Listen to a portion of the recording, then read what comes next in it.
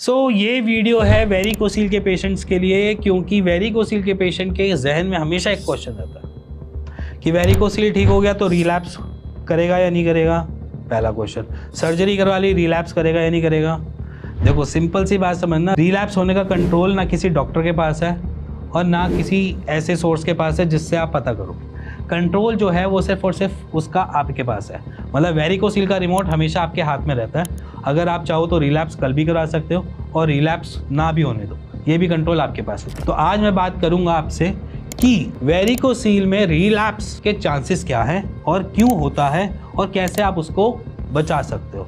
Last वाला बढ़िया है क्योंकि वो शायद आपको सुनना चाहिए। जब आप वेरिकोसील सर्जरी भी करवा लो, रिकवर भी हो जाओ, उसको कंट्रोल कैसे करके रखें, क्योंकि कोई भी आपको ये गाइड नहीं करता कि आगे करना क्या है, प्रिकॉशंस क्या लेने हैं। एलोपैथी वाले जो होते हैं वो सर्जरी कर देते हैं, उसके बाद कहते हैं कि रिलैप्स हो सकता है बट आप ध्यान रखना रिलैप्स ना हो।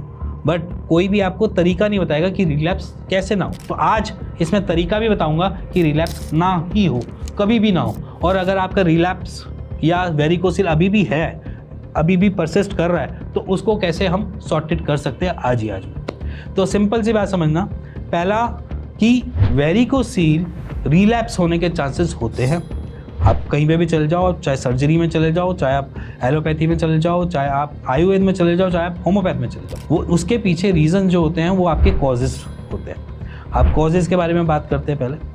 देखो वेरिकोसील बेसिकली कोई भी ऐसी नहीं है कि आपको कोई दे रहा है बीमारी या आप कुछ अलग से ले रहे हो। वो बेसिकली लाइफस्टाइल डिसऑर्डर है।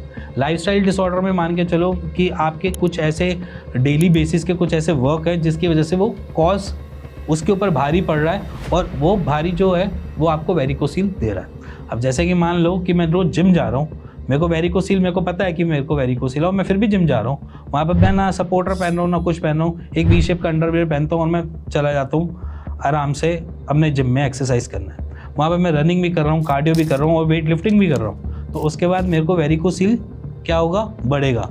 और अगर मेरा वेरिकोसील सर्जरी से ठीक हो भी चुका है तब भी मैं जिम जा रहा हूँ, उसके बाद मेरे को ये वेरिकोसील रिलैप्स करेगा।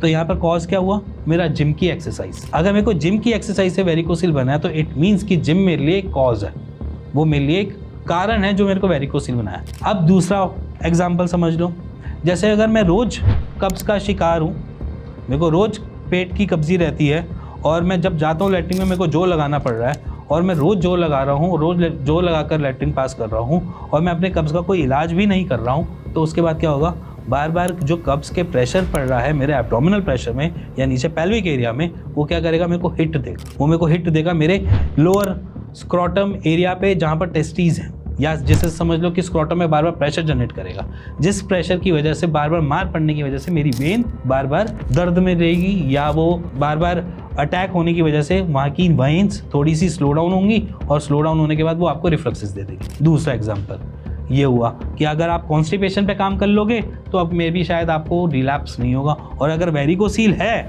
और उसमें भी अगर आप कॉन्स्टिपेशन पे अपने काम कर लोगे तो रिलीफ मिल जाएगा। अब थर्ड एक एग्जांपल एक और ले लो जो मोस्टली वेरिकोसील में मिलता है। माना हम वेरिकोसील के पेशेंट हैं, हमें ट्रैवलिंग के लिए कुछ ना कुछ तो चाहिए।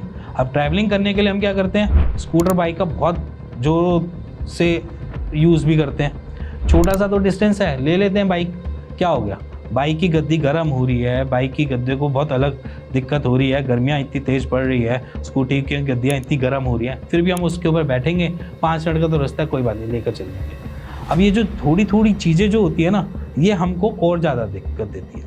अब गर्माहट में क्या करेगा, हमारे टेस्टिकल्स लटकने की कोशिश करेंगे, और अगर वो सर्जरी भी हो या पहले भी अगर आपकी रिकवर हो भी चुका हो तब भी वहाँ पर चांसेस होता है ज़्यादा लटकने की वजह से वेन पे ज़्यादा लोड आएगा, और जब वो वेन पे ज़्यादा लोड देगा तो वो आपको रिलैप्स के चांसेस भी दे सकता है। और यही चीज़ आपको वेरिकोसील में भी, अगर आप वेरिकोसील के पेशेंट हो और बार बार आप स्कूटी या बाइक को यूज़ कर रहे हो तो गर्म सीट आपको भी परेशान कर सकती है। हैंगिंग बढ़ाएगी तो दर्द भी बढ़ाएगी, इन्फ्लेमेशन बढ़ेगी वहाँ पर। दूसरा इसका स्कूटी बाइक का एक और रीज़न भी होता है, जब हम क्रॉस लेग्स बैठते हैं तो हमारा सबसे ज़्यादा एरिया जो लगता है सीट पे वो हमारे स्क्रोटम एरिया ही होता है। और वो जब कोई भी गड्ढा आएगा तो ऐसा तो है नहीं कि स्कूटी में इतने बढ़िया शॉकर्स लगे हुए हैं या बाइक पे इतने बढ़िया शॉकर्स लगे हैं कि वो सारी के सारे डाइजेस्ट कर जाएगी, हमारी राइड नहीं करती।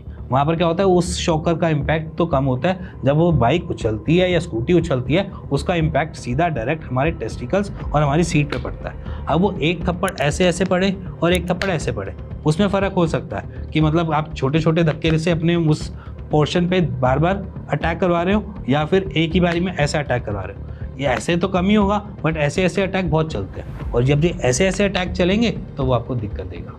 तो ये एक इम्पैक्ट आ सकता है आपके वेरिकोसिल। तो ये कुछ एग्जांपल्स मैं आपको बता रहा हूँ। बाकी अगर आपने अपना कॉज जान लिया वेरिकोसिल होने का, वहीं पर आप अपने वेरिकोसिल को रिलैप्स होने से भी बचा लोगे और साइड बाय साइड वेरिकोसिल के ग्रेडिंग को भी बढ़ने से रोक सकोगे। सिंपल तरीका, उसी से आप बेटर फील करोगे और बेटर वेरिकोसिल में ग्रेडिंग भी नहीं बढ़ेगी और साइड बाय साइड अपने रिलैप्स से भी बचा लोगे। इसी के साथ अगर आपको ये वीडियो अच्छी लगी हो, पसंद आई हो, तो please like share bell icon दबा दीजिएगा।